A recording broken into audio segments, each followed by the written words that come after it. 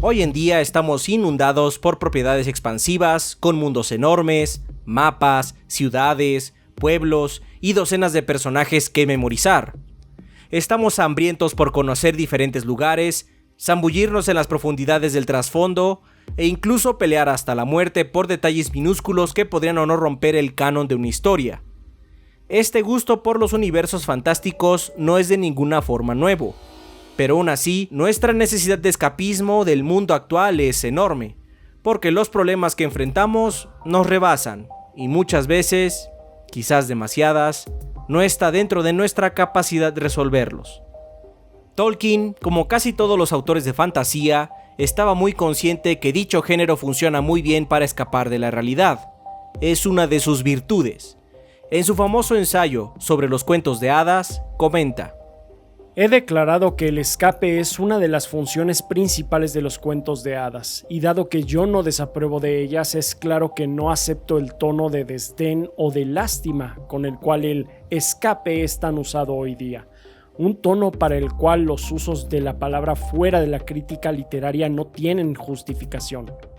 En la vida real, como erróneamente se le ha llamado, el escape es evidentemente y como regla muy práctico y hasta podría ser heroico. En la vida real nos es difícil culparlo, a menos que falle. En la crítica parece ser peor mientras más exitoso sea. Evidentemente estamos ante un mal uso de la palabra y también una confusión de pensamiento. ¿Por qué un hombre ha de ser desdeñado si, hallándose a sí mismo en prisión, trata de salir y regresar a su hogar? O en caso de no poder hacerlo, él piensa y habla de otros temas diferentes a los carceleros y a las paredes del presidio. El mundo exterior no se vuelve menos real solo porque el prisionero no puede verlo. Obviamente el escapismo de la realidad no es malo, pues como bien lo describe el maestro Tolkien, llega a convertirse en una necesidad humana. Sin embargo, hoy día estamos perdidos en un mar de datos, donde es más importante saber todos los recovecos de un mundo y vale más llenar páginas de wikis que platicar sobre el trasfondo de las palabras del autor. El discurso que se maneja es que si no está dicho, no pasó. Si no es explícito, no se entiende. O, en otras palabras, estás viendo cosas de más, le estás dando muchas vueltas al asunto. En ocasiones olvidamos que todas las obras tienen una persona atrás que está tratando de emitir un mensaje, y que el autor sirve como la punta de lanza para levantar el pensamiento de los individuos. Estas ideas se están perdiendo, porque se nos dificulta afrontar la metáfora.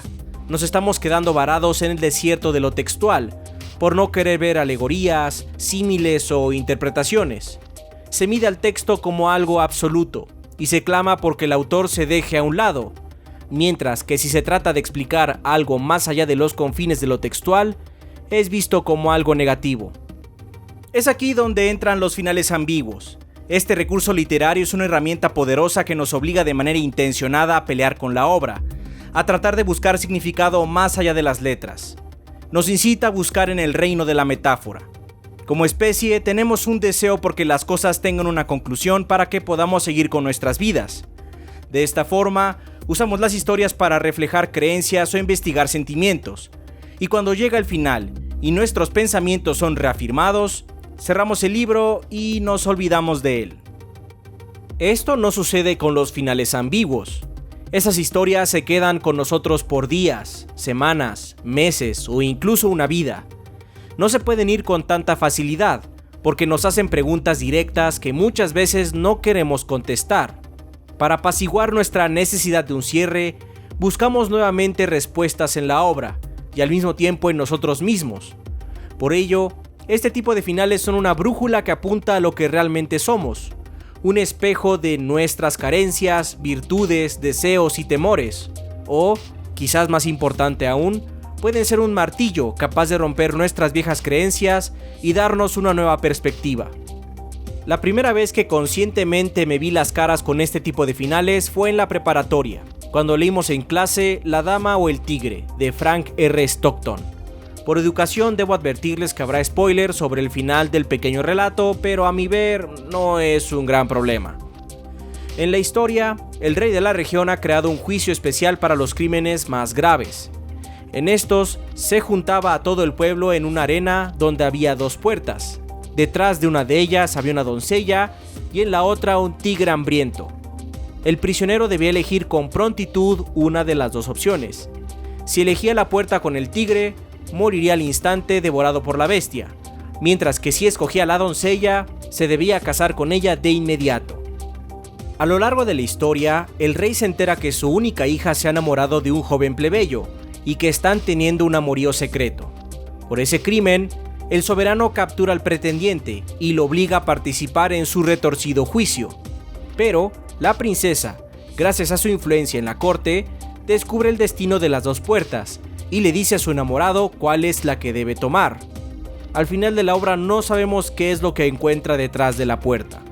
En cambio, nos adentramos en los pensamientos de la princesa, que está atormentada porque, de cualquier forma, va a perder a su amado, ya sea abruptamente por el tigre o por el compromiso con una doncella de la cual no podrá escapar. Es una situación donde nadie puede ganar. Al concluir la historia en la clase, la maestra nos preguntó qué fue lo que le sucedió a la princesa y al pretendiente, y las respuestas no pudieron haber sido más dispares. La discordia se había sembrado en el salón de clases, porque cada uno de nosotros nos vimos reflejados de formas diferentes con el relato. Interpretamos lo que pudimos vislumbrar, y dejamos que nuestro eje moral llenara el vacío que el autor intencionadamente había dejado. Esa es la fuerza de este tipo de desenlaces, siempre y cuando estén bien logrados, y creo que no hay uno más ejemplar que Watchmen de Alan Moore, del cual hablaremos rápidamente a continuación y, obviamente, habrá spoilers, así que quedan advertidos.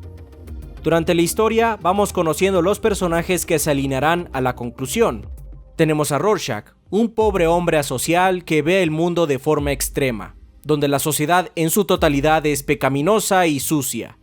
Para él, ya pasamos el punto de redención, y por lo mismo, no merecemos piedad. Él ha llegado a estas conclusiones gracias a su oscuro pasado y sus primeros días como héroe vigilante. Tiene una filosofía inflexible, donde hay que hacer lo correcto sin importar el precio. Por otro lado, se encuentra el Dr. Manhattan, el único superhumano del reparto. Sus poderes lo han convertido en un ser frío y distante, con la percepción de que los humanos son como insectos que no pueden ver más allá de sus necesidades. La indiferencia es su característica principal. Él puede hacer todo, pero realmente no le es importante hacerlo, porque no le interesa a la gente que podría salvar. También está Ozymandias, quien, según la historia, es el hombre más inteligente del planeta, y que tiene el sueño de unificar al mundo, pero exclusivamente bajo su propia visión, y está dispuesto a hacer todo para lograrlo. Es un egomaníaco que cree que es el único que puede arreglar las cosas. Digamos que para él siempre hay que romper algunos huevos para hacer un omelette. Por último, tenemos a Night Owl, un viejo héroe que vivía por la fantasía de serlo. En la historia lo vemos como un hombre impotente, rechoncho y, más importante aún, infeliz y solitario. Es un cobarde que necesita vivir el pasado para sentirse con vida. Al final de la historia, Ozymandias logra su plan de alcanzar la paz mundial, pero a costa de eliminar a millones de personas. Su visión es utilitaria al extremo, donde el bien de muchos se logra con el sacrificio de algunos. Obviamente, esto no va bien con Rorschach, quien tiene una visión blanco y negro de lo que es correcto, y decide que esto no se quedará así. Pero antes de que logre partir, Dr. Manhattan lo mata por el bien común. Todo parece estar arreglado, pero en los últimos paneles vemos cómo Rorschach, antes de visitar la guarida de Ozymandias, envía un diario con toda la conspiración a un periódico, y nosotros últimamente quedamos con la duda de si el mundo sabrá o no lo que realmente pasó. Esta frustración de no saber lo que continúa nos permite alinearnos con la visión de alguno de los personajes. Quizás para ti Manhattan está en lo correcto por detener a la persona que iba a acabar con la paz mundial. Quizás te importe poco y sepas que la vida continúa, y por lo mismo, lo importante es permanecer en el carrusel donde eres feliz, como sucede con Night Owl. Quizás lo más valioso es el bien común, O quizás lo son tus principios. Son dudas difíciles que no se manifestarían sin la ambigüedad. Entiendo que ahora hay una serie de televisión que toma lugar después de la novela gráfica, pero la obra original está planteada para no tener continuación, gracias a su final ambiguo. Funciona bien como una prueba de Rorschach, que nos dejará incómodos por haber tomado el lado de alguno de los protagonistas, que están rotos, llenos de conflictos y por lo mismo nos reflejan nuestras propias fallas. Es una obra poderosa que, si la han leído en diferentes etapas de su vida, posiblemente hayan tenido perspectivas diferentes del desenlace con el pasar de los años. Todo esto y más se puede lograr con este recurso literario. Y aunque estoy consciente de que muchas veces los finales ambiguos dejan mucho que desear y en ocasiones se pueden confundir con un simple "el autor no supo qué hacer con su obra", porque a veces también eso sucede, no dejan de tener un significado profundo y una intención tangible. Si se van a quedar con algo de lo que les acabo de decir, es que nunca dejen atrás un libro solo porque su final no tuvo el clímax que ustedes deseaban. Quizás, al tratar de comprender el porqué, se percaten de que las cosas terminaron de la forma que lo hicieron para que ustedes pudieran conocerse un poco más a sí mismos. Todo el contenido de Tres Gordos Bastardos es en parte posible gracias a su apoyo en Patreon. Ustedes son a toda madre, banda. De igual forma los invitamos a darse una vuelta por nuestra tienda Ikiching, que está llena de parafernalia cargada de gordeo. Nuevamente agradecemos el apoyo de nuestros Patreons de diciembre, entre los cuales se encuentran Eduardo Saldívar, Jonathan Rodríguez, Lobo de Dimir, Cristian Callejas, Don CCX, Darío Rosas, Rod Pavel Velasco Ortiz, Big Soup, Aldo Max Martínez Galván, Marcos Anguetsu, Liber Ramírez, Jaime Yakshe Almazán Pardo, Galejandro, Andy Mick, Mario Alberto Silva, Raimundo Ibarra, Adrián Mostacho, 1111, Joaco, Jorge Valdés y Diego Peña. Muchas gracias, banda, nos vemos a la próxima.